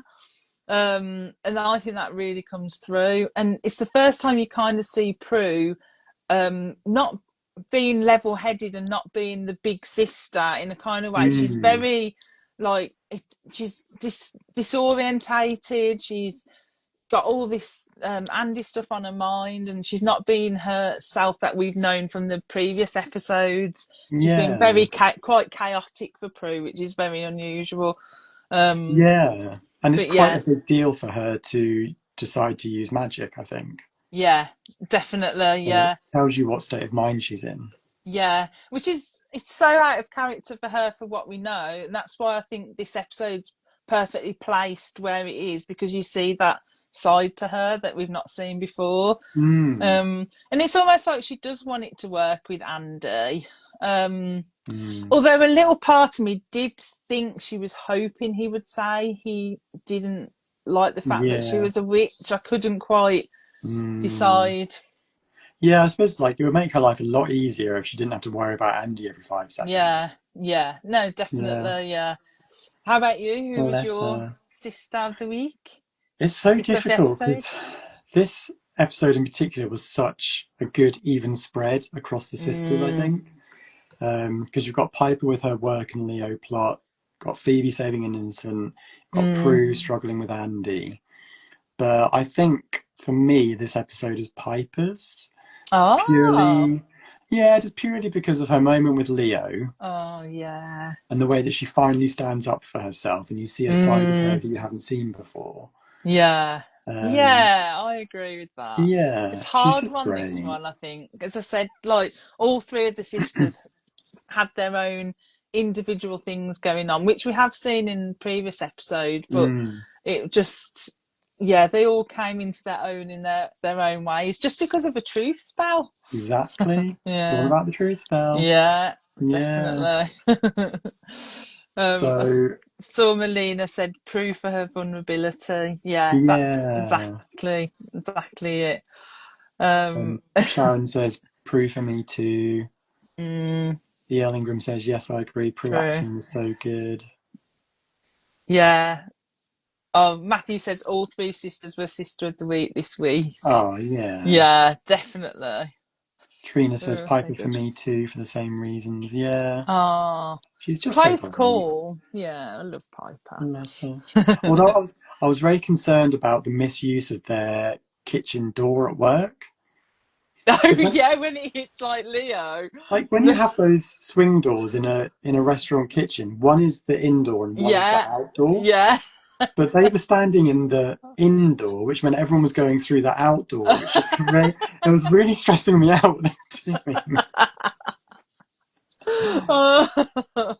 Yeah, I noticed that. I did love that scene as well when Leo came up and he's like, I feel like I've got something. So that's really interesting, actually, that they're not meant to remember what happened, but he had a feeling that he needed to apologise for something. Exactly. I wonder why. Yeah. He's not all human. Yeah. So the hints were there. The hints are there.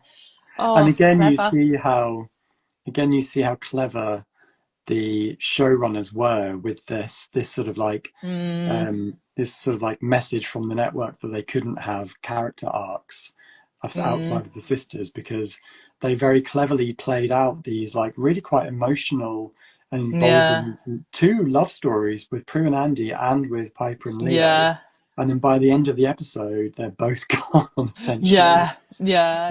Like, you don't see Leo again until episode 14, I don't think. So. Oh, yeah.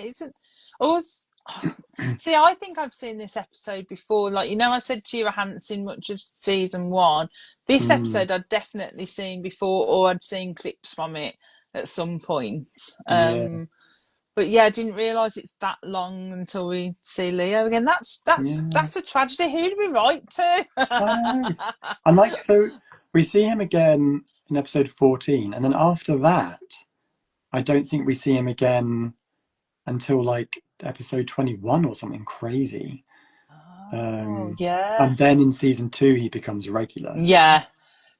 It's crazy how little he is actually in season 1, but you just get such a sense of him, his presence and or like his absence, I guess. So definitely, and his love for wood and architecture. Yes, he likes a good stain. He likes a good bit of wood. Oh, he loves a bit of wood. This old house is just stroking the door frame. I just put that on like a boomerang. Oh dear.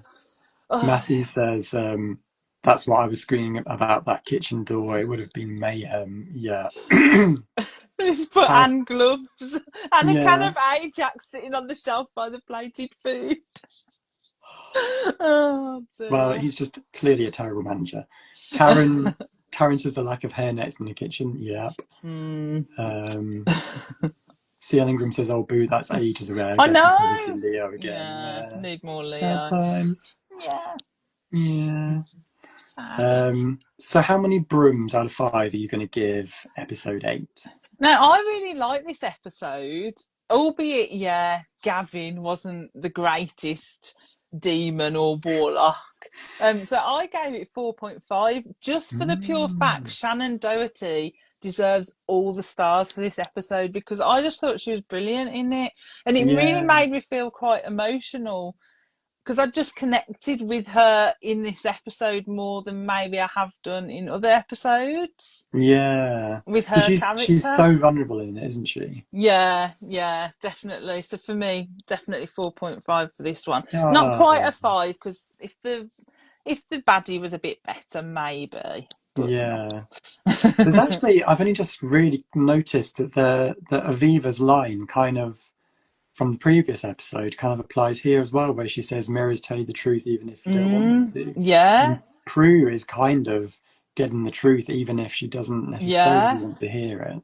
Yeah, definitely. So, we pair these episodes up so well. Like, they do really go well together. Just by accident. I mean, we'll take credit for it rather than the showrunners, sure. It was us. With these chats. Nothing to do with clever show planning or anything. Trina says 4.5. Matthew says 4.5 brooms. Sharon is 4.5. C.L. Ingram is 4.5. Melina is 4. 4, C.L. Ingram says the warlock lost half the half broom. Yeah, that's it. What did you give it, Josh? Did you share? I have also given it 4.5. Yeah. It's just like, it's one of those really, really confident episodes in a similar way to Dead Man Dating, I think, where it balances all the elements of charm that we love so much really effectively, I think. You've got the sister bond, the mysterious villain, the love drama, and then the magic.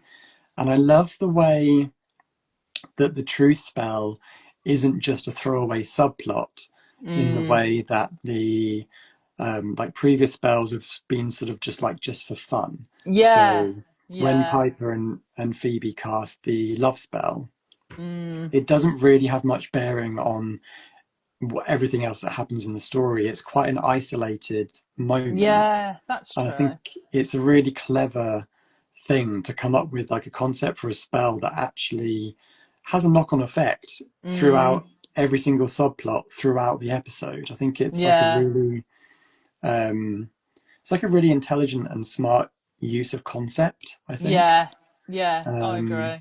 Where it's not just thrown away, and it sort of stretches its feelers through the whole episode. And I wonder, as we go along with our broom ratings, whether we notice a pattern on like how we're rating. Because obviously we've only given one 5 brooms, which was Dead Man Dating. I think at the moment, and obviously it's a 4.5. So it'd be interesting to see if we pick up like a little pattern there with the writing and what happens in those episodes that we rate higher than the others. Totally. It does seem like the ones that we love the most have the best sort of sister dilemma, I guess. And a bit of emotion to it. Definitely. Exactly. And like, I think that's the reason that people keep coming back to Charmed, is because, you know, the witchy stuff and the warlocks and the spells are all sort of like fun ornamentation, but what you really care about is the sisters. Definitely. That's so true. Oh, well, there we go. That's season 1, episode 7 and 8. I know. We did it. Can't believe it. We're like quarter way through now. That's crazy. I know, it's flying by. It is. Oh, I'm so glad we're doing this though. I'm really enjoying rewatching it and like hearing your thoughts, like hearing everyone's thoughts that's watching along as well. It's really cool. So the next 2 episodes we're going to watch are oh god, we've got such a great double whammy. We've got The Witch is Back. And we've got Wicked Envy, and they are both like absolute solid gold. See, like we couldn't plan it better, could we, Josh? We really couldn't. We know what we're doing, Chelley. I know exactly. Anyone would think we're professional. You wouldn't catch us talking about Leo's hardwood. No. We don't talk about appendages or nothing like that. Sexy Rexy, you know, Rex on the beach. Rex on the beach. Oh dear. Thank you so much. It's been such a great chat. Oh, thanks, Josh, and thanks everyone who's joined in as well. Thanks everybody. We'll see you next month. See you next month. Bye bye.